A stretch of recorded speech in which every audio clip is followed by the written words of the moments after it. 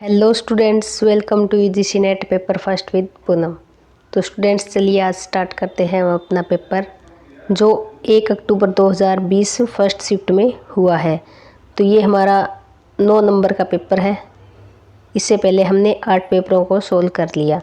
अगर आप वो वीडियोस देखना चाहते हैं तो देख सकते हैं। चलिए देखते हैं हम अपना पेपर। तो पहले ये इंग्लिश में DI दी हुई है और इसके 5 क्वेश्चन दिए हुए हैं।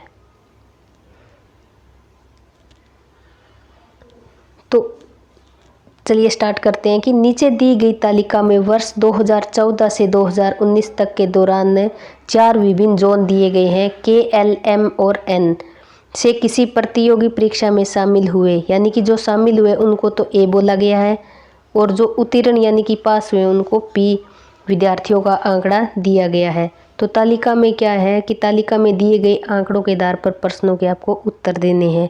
तो ये विद्यार्थियों की वर्षवार व्याख्या दे दी गई है। ये वर्ष दे दिए गए और ये विद्यार्थी है।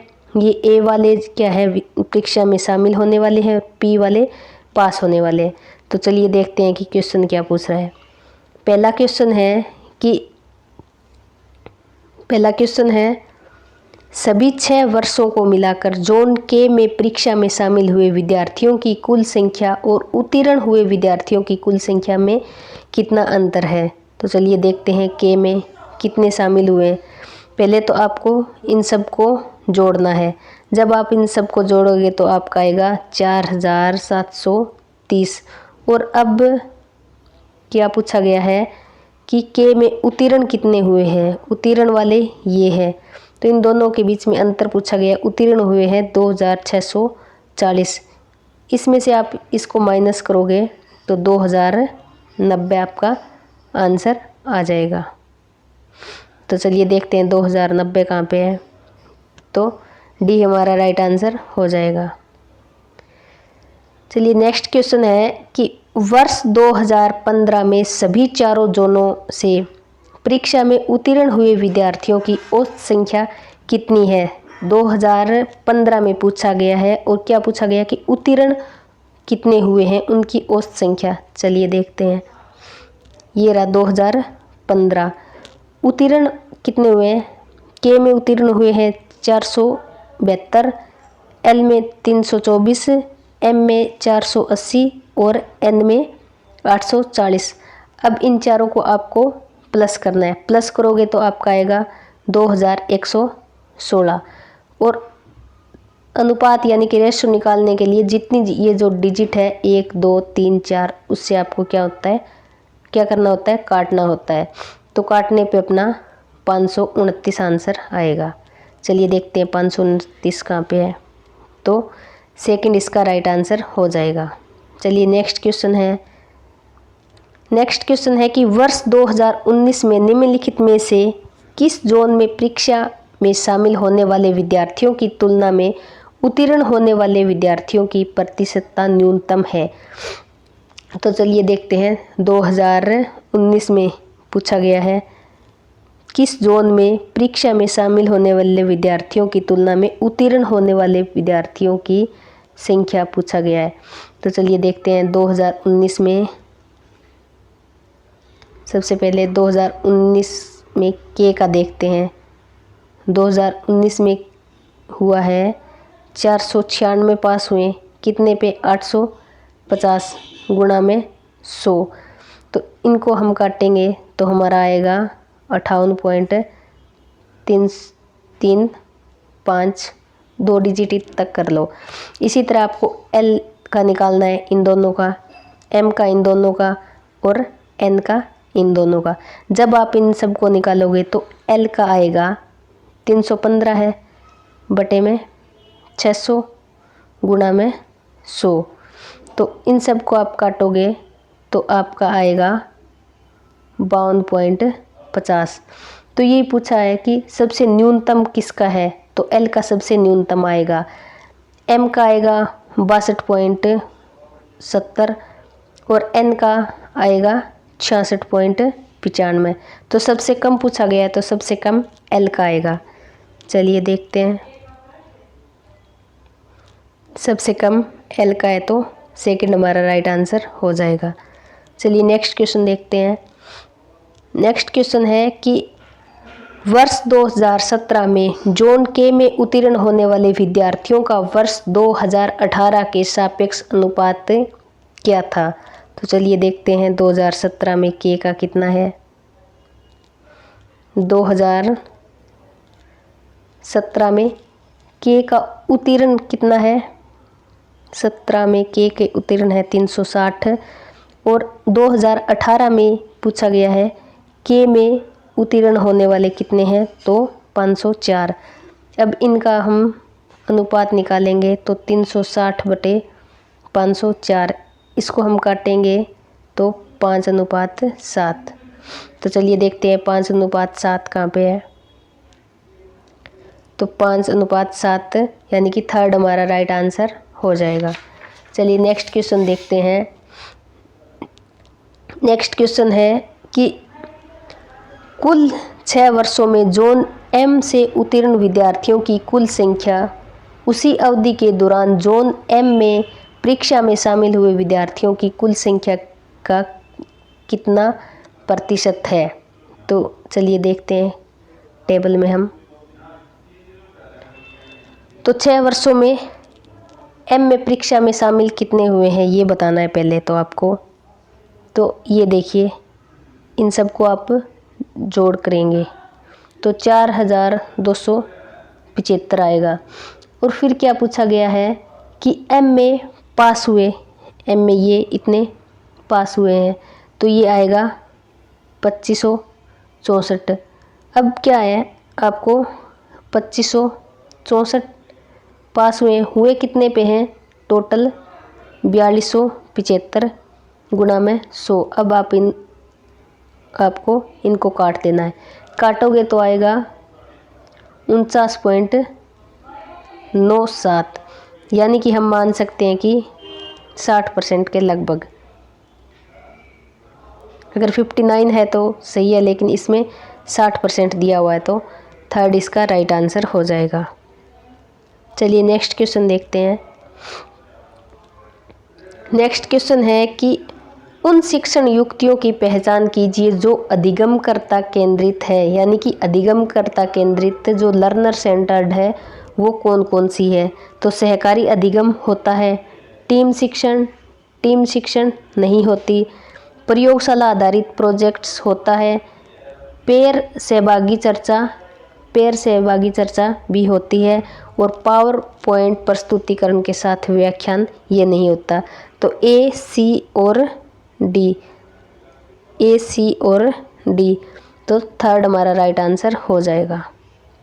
चलिए नेक्स्ट क्वेश्चन देखते हैं। नेक्स्ट क्वेश्चन है कि विमर्श स्तर शिक्षण स्मृति स्तर शिक्षण से अलग होता है क्योंकि इसमें शामिल संप्रेषण की पद्धति मूलतः क्या होती है, क्रियान्वितिकारी होती है। तो फोर्थ इसका राइट आंसर हो जाएगा। चलिए नेक्स्ट क्वेश्चन करते हैं। नेक्स्ट क्वेश्चन है कि निम्नलिखित में से उन विशेषताओं की पहचान कीजिए जो अप्रत्यक्ष शिक्षण रणनीतियों के साथ जुड़ी हुई है। अप्रत्यक्ष शिक्षण नीतियों के साथ कौन कौन सी जुड़ी है ये आपको बताना है। निर्देशित विद्यार्थी अभ्यास जुड़ा हुआ है, प्रश्नोत्तर स्तर के माध्यम से अवधारणा अर्जन पर बल भी जुड़ा हुआ है, उद्दीपक सामग्री और लघु एवं सरल पदों में प्रस्तुतिकरण ये भी जुड़ा हुआ है। समस्या आधारित प्रस्तुतिकरण नहीं होता, इसमें सहभागितापूर्ण और सहयोगात्मक अभियानों पर बल दिया जाना ये भी नहीं होता, यानी कि ए बी और सी, तो सेकंड हमारा राइट आंसर हो जाएगा। चलिए नेक्स्ट क्वेश्चन करते हैं।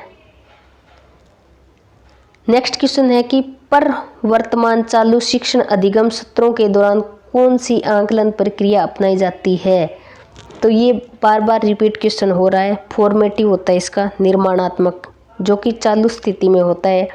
जब कोई क्लास में सुधार करना हो तो उसके लिए क्या होता है, निर्माणात्मक मूल्यांकन का प्रयोग किया जाता है। और संकलनात्मक क्या होता है, एंड में, यानी कि जिस तरह परीक्षा हो गई जिसमें हम कोई भी जो हेर फेर नहीं कर सकते। निर्माणात्मक मूल्यांकन का क्या उद्देश्य होता है कि अगर बच्चे में कोई कमी है तो उसमें सुधार करना। तो बी इसका राइट आंसर हो जाएगा। चलिए नेक्स्ट क्वेश्चन करते हैं। नेक्स्ट क्वेश्चन है कि नीचे दो कथन दिए गए हैं आपको, तो उसमें पहला कथन है कि विश्वविद्यालयों में शिक्षण अधिगम कार्यक्रमों का आयोजन करने में आईसीटी के प्रयोग में अधिगम परिणामों को इष्टतम बनाने की क्षमता है। तो ये बात बिल्कुल सही है। तो अभी कथन एक सही है। निर्माणात्मक आंकलन शिक्षण अधिगम सत्रों की गुणवत्ता बढ़ाने में सहायक होता है। तो ये बात भी बिल्कुल सही है। गुणवत्ता तभी बढ़ेगी क्योंकि इसमें क्या होता है कि जो समस्या है उसका पता लगाकर उसको दूर किया जाता है। तो एक और दो दोनों सही है, तो इसका फर्स्ट राइट आंसर हो जाएगा। चलिए नेक्स्ट क्वेश्चन करते हैं। नेक्स्ट क्वेश्चन है कि प्रतिचयन प्रक्रिया को चिन्हित कीजिए जिसमें इकाइयों का चयन समान और स्वतंत्र अवसर प्रदान करते हुए किया जाता है। तो आपको ये फिर सैम्पलिंग वाला क्वेश्चन पूछा गया है। इसमें प्रोबेबिलिटी और non probability sampling, probability sampling होती है, उसमें क्या होता है, चयन का समान और स्वतंत्र अवसर होता है। तो अब आपको देखना है कि प्रोबेबिलिटी में कौन कौन सा आएगा। तो प्रोबेबिलिटी में अनुपातिक प्रतिचयन प्रक्रिया नहीं आती, ये नॉन प्रोबेबिलिटी में आती है। सत्रित प्रतिचयन जो प्रक्रिया है वो इसमें आएगी, और विमात्मक प्रतिचयन प्रक्रिया इसमें नहीं आएगी। यादृच्छिक प्रतिचयन प्रक्रिया इसमें आती है और व्यवस्थित प्रतिचयन प्रक्रिया इसमें आती है, यानी कि बी, डी और ई। चलिए देखते हैं, बी, डी और ई, बी, डी और ई, यानी कि फोर्थ हमारा राइट आंसर हो जाएगा।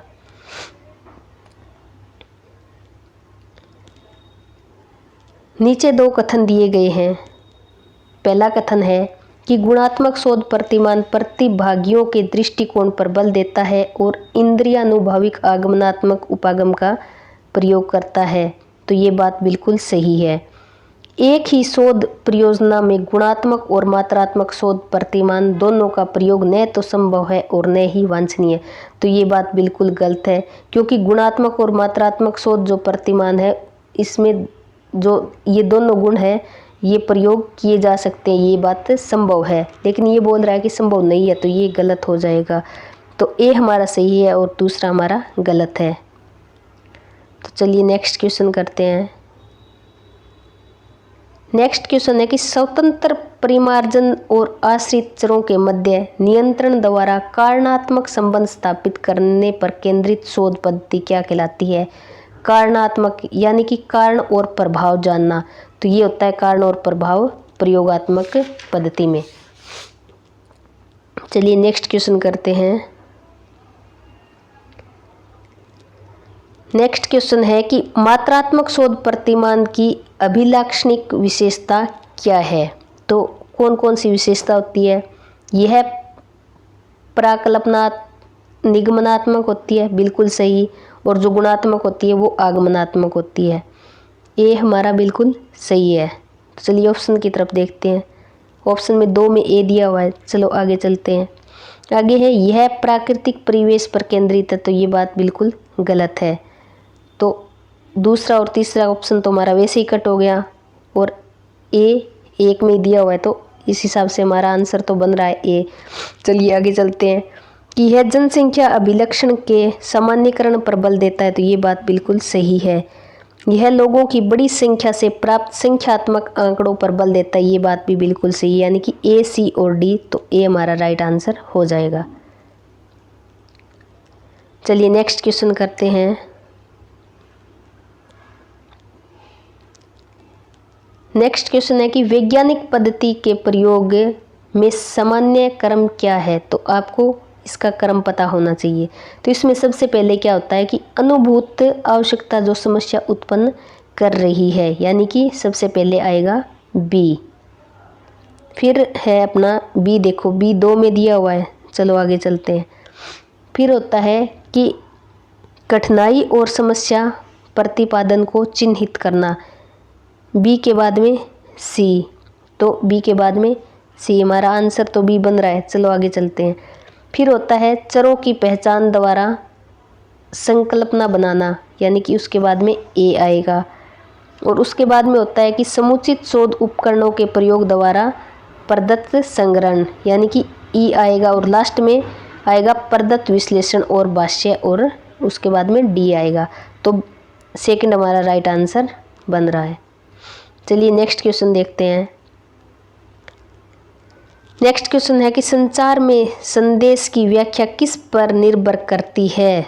तो उसके क्या करती है? संदर्भ यानी कि कॉन्टेक्स्ट पे वो निर्भर करती है। तो ए इसका राइट आंसर हो जाएगा।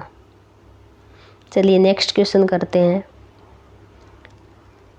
नेक्स्ट क्वेश्चन है अपना कि निम्नलिखित कारकों में से कौन से संचार के लिए महत्वपूर्ण है, आपको ये बताना है।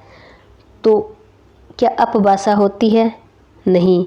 द्वेषी अभिव्यक्ति तो बिल्कुल भी नहीं होती। संरचना होती है, प्राथमिक लेपन भी होता है और तात्कालिकता भी होती है, यानी कि सी, डी और ई। तो फोर्थ हमारा राइट आंसर हो जाएगा। चलिए नेक्स्ट क्वेश्चन करते हैं। नेक्स्ट है कि संचार में सांस्कृतिक संस्थानों का क्रम क्या है? तो संचार का सांस्कृतिक संस्थानों का क्रम, सबसे पहले तो हमें पता है कि हम कुछ भी सीखते हैं तो अपने परिवार से सीखते हैं।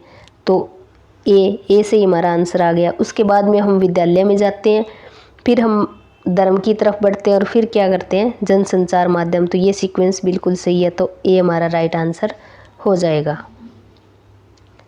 चलिए नेक्स्ट क्वेश्चन करते हैं। नेक्स्ट है कि आपको दो कथन दे दिए गए, अभिकथन ए और दूसरा उसका तर्क आर। तो अभिकथन कह रहा है कि कक्षा में छात्रों को आदेश देना संचार का विशिष्ट प्रकार है। तो ये बात बिल्कुल सही है। आदेश का तरीका सम्मिलित छात्रों की सांस्कृतिक पृष्ठभूमि पर निर्भर करता है। तो ये बात भी बिल्कुल सही है। अब बात तो दोनों सही है, लेकिन ये इसकी सही व्याख्या कर रहा है या नहीं, इसके लिए आपको इन दोनों के बीच में क्योंकि लगा के पढ़ना है। पहली लाइन पढ़ो, उसके बाद में क्योंकि लगाओ, और उसके बाद में दूसरी लाइन पढ़ो। अगर ये दोनों सही, इसकी व्याख्या बैठ रही है, दोनों में एक ही बात है तो सही व्याख्या है। तो इसको हमने पढ़ के देखा तो इसकी सही व्याख्या है। तो इसका राइट आंसर ए हो जाएगा कि दोनों सही है और ए इसकी आर जो क्या है एक ही सही व्याख्या कर रहा है। चलिए नेक्स्ट क्वेश्चन करते हैं। नेक्स्ट भी आपको क्या है? सूची 1 को सूची 2 के साथ मिलान करना है। सूची 1 में उदाहरण दे दिया गया और दूसरी में क्या है? संचार के प्रकार दे दिए गए। अर्थहीन जब ध्वनि और शब्द होंगे तो उससे क्या होगा? पराभाषिक होगा उससे। ए का 3। तो ए का 3 हमारा आंसर निकल के आ गया। चलो फिर करते हैं। ट्रैफिक लाइट संकेतक क्या होता है? ये अवाचिक संप्रेषण होता है, ये आप सबको पता है। तो बी का अगर आपको 4 पता था तो भी आंसर आ रहा था। अलग अर्थ देने वाले शब्द क्या होते हैं? बहुअर्थकता, यानी कि जब बहुत सारे एक शब्द के अर्थ निकल रहे होंगे हो तो उसको बहुअर्थकता बोलते हैं। शुभकामनाओं का आदान प्रदान करते दो व्यक्ति क्या होता है? द्विकीय संप्रेषण होता है। तो थर्ड हमारा राइट आंसर बन जाएगा। चलिए नेक्स्ट क्वेश्चन है कि सघन और सृष्टि की आयु का गुणनफल 240 है। यदि सृष्टि की आयु को दोगुना कर दिया जाए तो वह सगुन की आयु से 4 वर्ष अधिक होता है। तो सृष्टि की आयु कितनी है? मैंने आपको बताया कि इस तरह के क्वेश्चन आपको क्या करने हैं? ऑप्शन उठा के देखने हैं। चलिए हम देखते हैं कि अगर हम मान लेते हैं कि जो सगुन की आयु से 4 वर्ष, जो सृष्टि की आयु हम अगर 15 मान लेते हैं 1 मिनट के लिए, तो फिर क्या बोला है कि अगर सृष्टि की आयु क्या है, इन दोनों का गुणनफल तो होना चाहिए 240। और यदि सृष्टि की आयु को क्या है? दुगना कर दिया जाए। अगर हमने देखा कि इसकी आयु को दुगना कर दिया जाए तो वो क्या है कि सगुन की आयु से 4 वर्ष अधिक हो जाती है। तो अब इन दोनों का गुणा करके देखेंगे हम, तो ये 240 से ज़्यादा हो जाएगा। तो ए ऑप्शन तो हमारा नहीं होगा, हमें पता चल गया। अब 15 अगर ज़्यादा है तो 20 भी नहीं होगा। ठीक है, चलो नेक्स्ट करके देखते हैं। 12 उठाते हैं। अगर हम मान लेते हैं कि उसकी आयु 12 साल है तो दुगनी करेंगे तो 24 साल हो जाएगी, और 4 उससे कम बोल रहा है तो 20। अब इन दोनों की गुणा हम करेंगे तो 240 आ रहा है। तो इस हिसाब से हम क्वेश्चनों को आसानी से कर सकते हैं, तो बी हमारा राइट आंसर हो जाएगा। चलिए नेक्स्ट क्वेश्चन है अपना कि निम्नलिखित क्रम को आपको पूरा करना है। 9 दे दिया, 11, 15, 23 और 39। अब इन दोनों के बीच में डिफरेंस देखो, इसमें 2 का है, इसमें 4 का है, इसमें 8 का है, इसमें 16 का है। तो आगे हमें क्या करना है, 32 का डिफरेंस। ठीक है, 32, फिर 9 में 2 ऐड किया तो 11 आ गया, 11 में 4 ऐड किया तो 15 आ गया। इसी तरह ये सीक्वेंस बन रही है। तो 39 में हम जब 32 ऐड करेंगे तो हमारा 71 आंसर आ जाएगा, यानी कि ए हमारा राइट आंसर हो जाएगा। तो ए हमारा राइट आंसर है। चलिए नेक्स्ट क्वेश्चन करते हैं हम। नेक्स्ट क्वेश्चन है कि नीचे 2 कथन दिए गए हैं। किसी त्रिभुज के कोणों का योग क्या होता है, 180 होता है। तो त्रिभुज में आपको पता है ये 3 लाइनें होती है और इसका योग क्या होता है, 180 होता है। ये बात बिल्कुल सही है। किसी त्रिभुज में किसी 2 भुजाओं की लंबाई का योग तीसरी भुजा की लंबाई से अधिक होता है। तो ये तो आपको पता है कि 2 भुजाओं का योग तीसरी से ज़्यादा यानी कि लंबा है। तो ये भी बात बिल्कुल सही है। तो 1 और 2 दोनों सही है। चलिए नेक्स्ट क्वेश्चन करते हैं। नेक्स्ट क्वेश्चन है कि निम्नलिखित संख्याओं के 3 समुच्चयों पर विचार करना है आपको। तो तीनों समुच्चयों ए बी सी के औसतों का सही आरोही क्रम आपको बताना है। तो औसत निकालने के लिए आपको क्या करना पड़ेगा, पहले इन तीनों को ऐड करो। तीनों को ऐड करोगे तो आएगा 16। अब जितने डिजिट है उससे उसको काट दो। तो 3 से हम काटेंगे तो 5.33 आएगा। इसी तरह दूसरे का आएगा 17।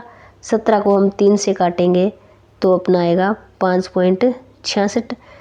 और इसी तरह अगले का आएगा 7 और 8 15। 15 को 3 से काटेंगे तो 5 आएगा। अब आरोही होता है यानी कि चढ़ते क्रम में। तो चढ़ते क्रम में सबसे पहले क्या आएगा, सबसे छोटा, फिर उससे बड़ा और फिर उससे बड़ा, यानी कि 3 1 2।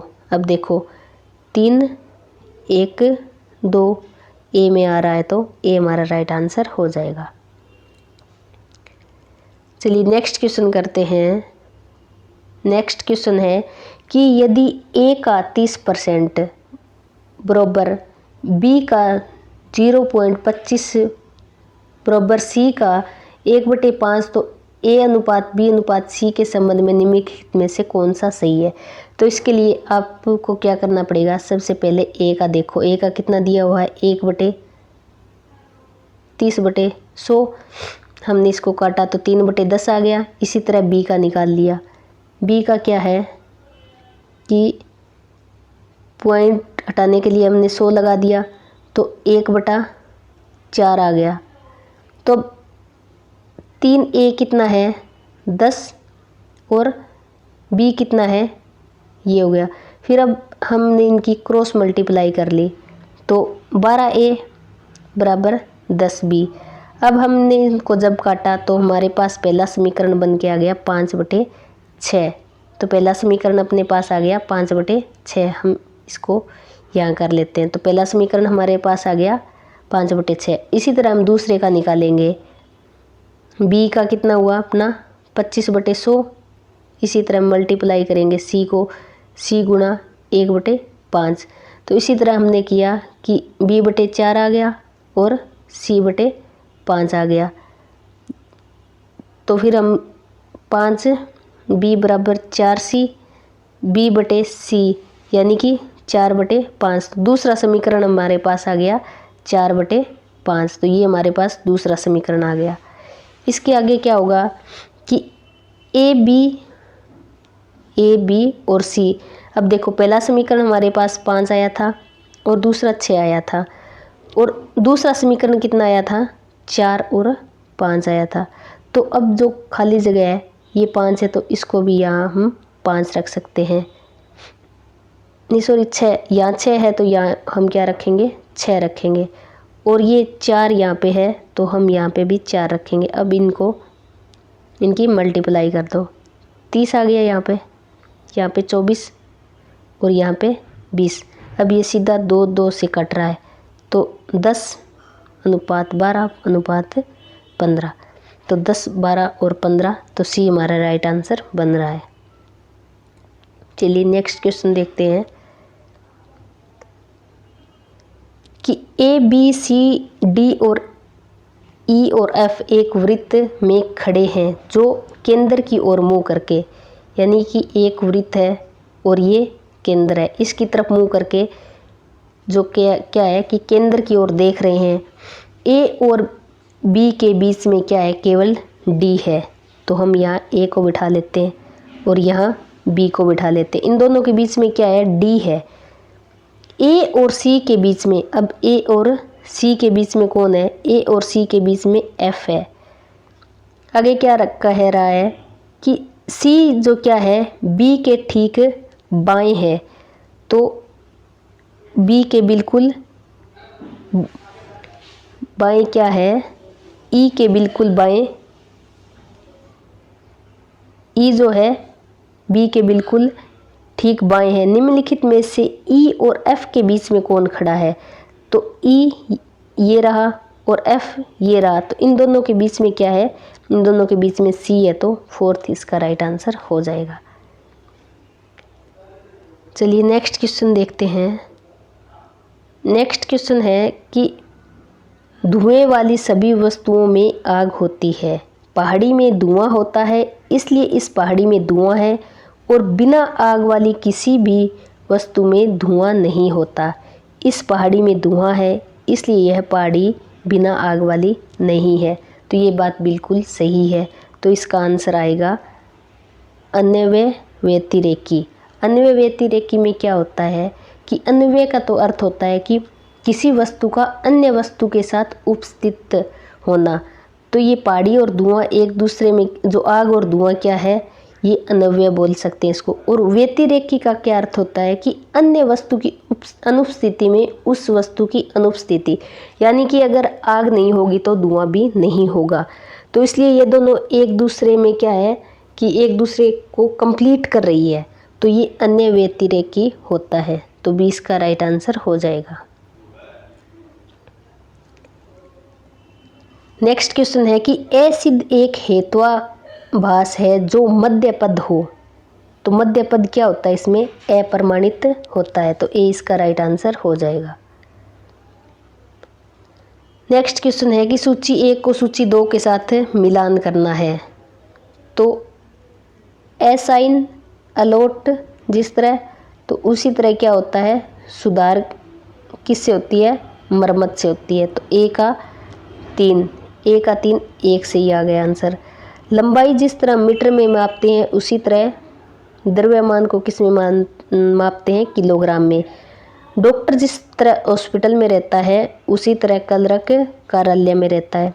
जिस तरह ताला चाबी से खुलता है, इसी तरह कोड क्या है, पासवर्ड से खुलता है। तो ए हमारा राइट आंसर बन रहा है। चलिए नेक्स्ट क्वेश्चन करते हैं।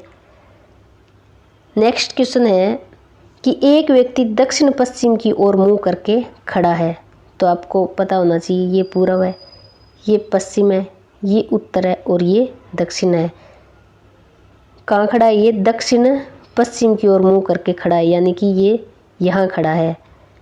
फिर वो क्या है कि घड़ी की उल्टी दिशा में 90 डिग्री तक मुड़ता है, ये मुड़ के यहाँ तक आ गया।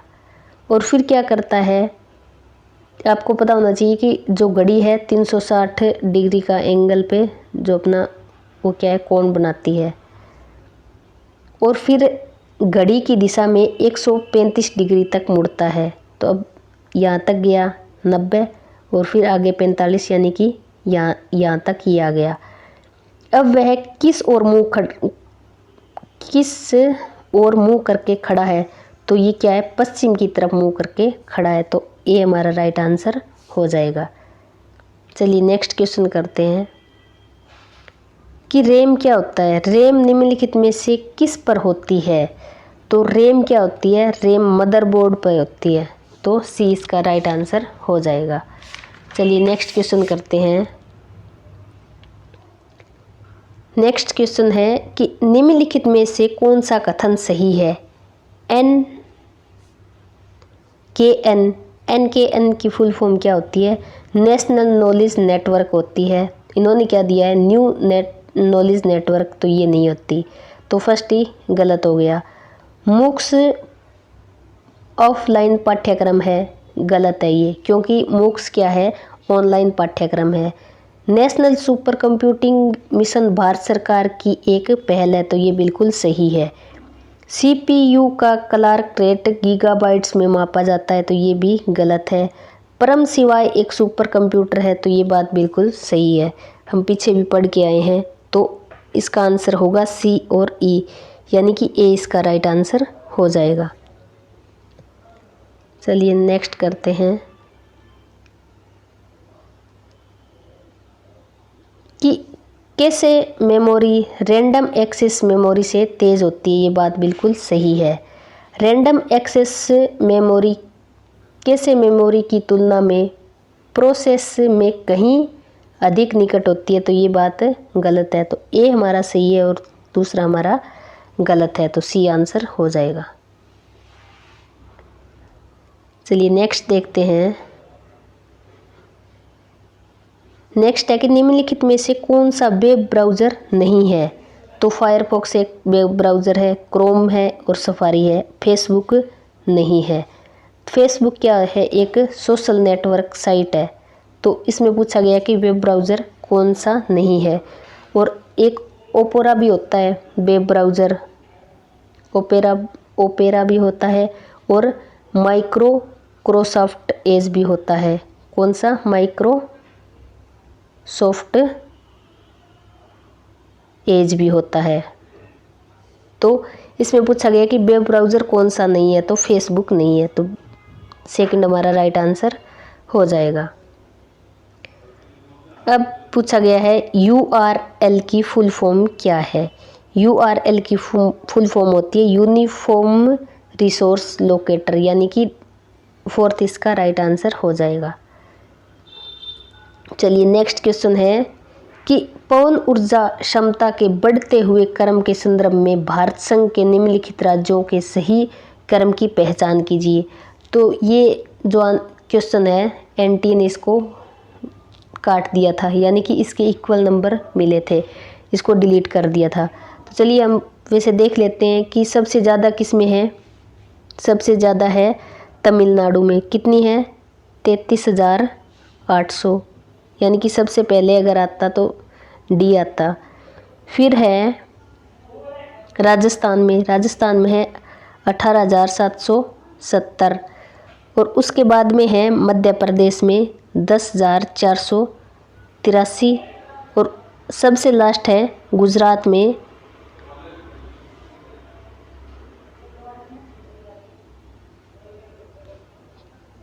84,341।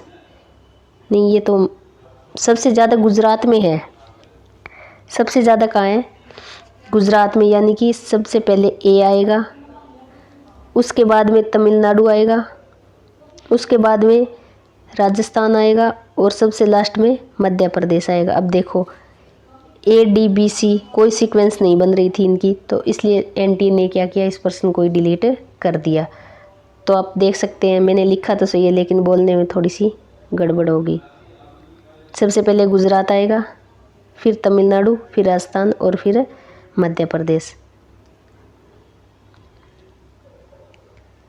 चलिए नेक्स्ट क्वेश्चन करते हैं कि घुलित ऑक्सीजन DO जल गुणवत्ता के महत्वपूर्ण मानदंड के रूप में निम्नलिखित में से किसके उत्तर जीवन के लिए आवश्यक है। तो घुलनशील किसके लिए है? मछली के लिए। चलिए नेक्स्ट क्वेश्चन करते हैं। नेक्स्ट क्वेश्चन है कि निम्नलिखित तत्वों में से कौन सा तत्व जो है गंदे नाले के सूखे कीचड़ में विशेष रूप से सर्वाधिक पाया जाता है। तो सूखे कीचड़ में विशेष रूप से कैल्शियम पाया जाता है, तो सी राइट आंसर हो जाएगा। चलिए नेक्स्ट क्वेश्चन देखते हैं। नेक्स्ट क्वेश्चन है कि IPCC 2014 की रिपोर्ट के अनुसार क्षेत्रगत वैश्विक कार्बन डाइऑक्साइड उत्सर्जनों के आरोही क्रम में सही क्रम की पहचान आपको करनी है। तो सबसे आरोही का मतलब होता है चढ़ते क्रम में आपको बताना है। तो सबसे कम किस में होता है, फिर उससे ज़्यादा, फिर उससे ज़्यादा। सबसे कम होता है भवन में, कितना, 6%। उसके बाद में होता है परिवहन में 14%, और उसके बाद में होता है उद्योग में 21%, और सबसे जो ज़्यादा होता है विद्युत में, यानी कि 35%। अब देखो कौन सा सही बन रहा है। पहले आएगा बी, सी, डी,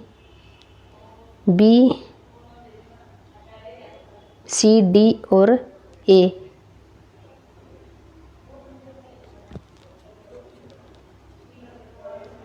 बी, सी, डी और ए। तो ए हमारा राइट आंसर बन रहा है, तो इसका राइट आंसर ए होगा। चलिए नेक्स्ट देखते हैं।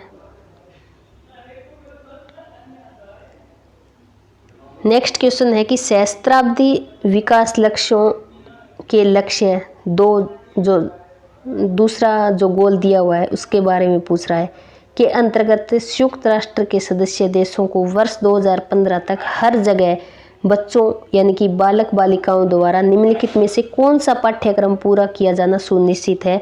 तो इसमें प्राथमिक शिक्षा की बात की गई है। तो आपको पता होना चाहिए कि जो सहस्त्राब्दी विकास लक्ष्य 8 रखे गए थे, उसमें आपको सबसे पहले क्या दिया गया है, भूखमरी व गरीबी समाप्त करना। दूसरा है प्राथमिक शिक्षा। तीसरा है लैंगिक समानता। चौथा है शिशु मृत्यु दर को कम करना, पांचवा है मातृत्व स्वास्थ्य। छठा है HIV एड्स जो है मलेरिया जैसी बीमारियों से छुटकारा। सातवां है पर्यावरण को सततता यानी कि पर्यावरण की सुरक्षा रक्षा करनी। और आठवां है वैश्विक विकास करना। तो इसमें ये पूछा गया है कि पाठ्यक्रम, तो इसमें प्राथमिक शिक्षा की बात की गई है, ना कि माध्यमिक की। तो ये इसका राइट आंसर हो जाएगा। चलिए नेक्स्ट क्वेश्चन देखते हैं। नेक्स्ट क्वेश्चन है कि मान्यता विश्वविद्यालय डीम्ड टू बी यूनिवर्सिटी असंबद्ध विश्वविद्यालय होता है। तो ये बिल्कुल सही है। किसी मान्यता विश्वविद्यालय में शिक्षक विद्यार्थी अनुपात आवश्यक रूप से 1:10 से कम नहीं होना चाहिए। तो ये गलत है, 1:20 होना चाहिए। तो दूसरा गलत है और पहला सही है, तो सी हमारा राइट आंसर हो जाएगा। चलिए नेक्स्ट क्वेश्चन देखते हैं। नेक्स्ट क्वेश्चन है अपना कि संयुक्त राष्ट्र पर्यावरण कार्यक्रम यानी कि UNEP और पर्यावरणीय शिक्षा में अंतर्राष्ट्रीय कार्यक्रम IEEP कब अस्तित्व में आए। तो ये क्वेश्चन भी NTA ने डिलीट कर दिया। क्यों कर दिया? क्योंकि UNEP तो 1972 में आया था, और जो IEEP है ये 1976 में आया। तो इसका सही आंसर नहीं बन रहा था, तो इसलिए NTA ने इसको डिलीट कर दिया। चलिए नेक्स्ट क्वेश्चन देखते हैं। नेक्स्ट क्वेश्चन है कि वर्ष 2011 की जनगणना के अनुसार निम्नलिखित में से किस राज्य या संघ राज्य क्षेत्र के पास उसकी जनसंख्या के अनुपात से स्नातकों की संख्या अधिकतम थी। तो चंडीगढ़ में, और अगर चंडीगढ़ ना हो तो दिल्ली में। तो फोर्थ इसका राइट आंसर हो जाएगा। चलिए नेक्स्ट क्वेश्चन करते हैं। नेक्स्ट क्वेश्चन है कि मानव संसाधन विकास मंत्रालय भारत सरकार की हाल ही में शुरू की गई योजना NEAT यानी कि नीट निम्नलिखित में से किसका संक्षिप्त रूप है। यानी कि आपको नीट की फुल फॉर्म बतानी है। तो नीट का मतलब होता है national education alliance for technology. तो 20 का आंसर हो जाएगा। चलिए नेक्स्ट क्वेश्चन है कि निम्नलिखित अनुदान आयोग ने अंतर विश्वविद्यालय योग विज्ञान केंद्र यानी कि इंटर यूनिवर्सिटी सेंटर फॉर योगिज साइंसेज की स्थापना किस राज्य में की है। तो ये की है ये कहाँ की है, ये की है कर्नाटक में। तो ए इसका राइट आंसर हो जाएगा। चलिए नेक्स्ट करते हैं। नेक्स्ट पैराग्राफ है, पैराग्राफ आपको खुद पढ़ना है क्योंकि इसमें समझाने वाली कोई बात नहीं होती, ये आप पढ़ सकते हैं। चलो मैं इनके आंसर बता देती हूँ कि स्किनर के अनुसार क्या है, व्यक्तियों का अंधविश्वासी व्यवहार किसका परिणाम है। तो किसका परिणाम है ये है नियमितता रहित घटना का उपादान। तो 20 का राइट आंसर हो जाएगा। नेक्स्ट क्वेश्चन है कि प्रबलक की प्रदायकी किसके कारण सुदृढ़ होती है। तो वंचन जैसे कारकों से। तो तीसरा हमारा राइट आंसर हो जाएगा। चलो नेक्स्ट क्वेश्चन है कि यांत्रिक मशीन का उदाहरण प्रयोज्य के इस व्यवहार के प्रबलन को प्रदर्शित करता है। तो प्रबलन का स्वचालित प्रभाव। ये इसका राइट आंसर हो जाएगा। नेक्स्ट क्वेश्चन है कि प्रयोज्य के व्यवहार के बनने की प्रक्रिया किससे संबंधित है।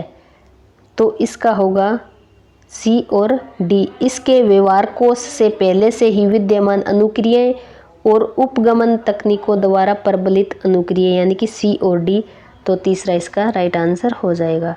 चलिए नेक्स्ट क्वेश्चन है कि प्रयोज्य की उत्सर्जन सूची में से अनुक्रियाएं नहीं है, उन्हें इससे प्रक्षेपित किया जा सकता है। तो उपयुक्त पर्यावरणीय परिस्थितियां बनाकर। तो सेकंड इसका राइट आंसर हो जाएगा। तो ये हमारा पेपर आज का कंप्लीट हो गया। आई होप आपके लिए ये वीडियो यूज़फुल होगी और आपको ये पसंद भी आ रही होगी। अगर आपको ये वीडियोस पसंद आ रही है तो प्लीज़ इस चैनल को लाइक और शेयर करें और सब्सक्राइब ज़रूर करें। अगर आपको इन वीडियोस में कोई कमी लग रही है तो प्लीज़ कमेंट में ज़रूर बताएं, अपना फीडबैक ज़रूर दें। Thank you, thanks for watching, have a nice day.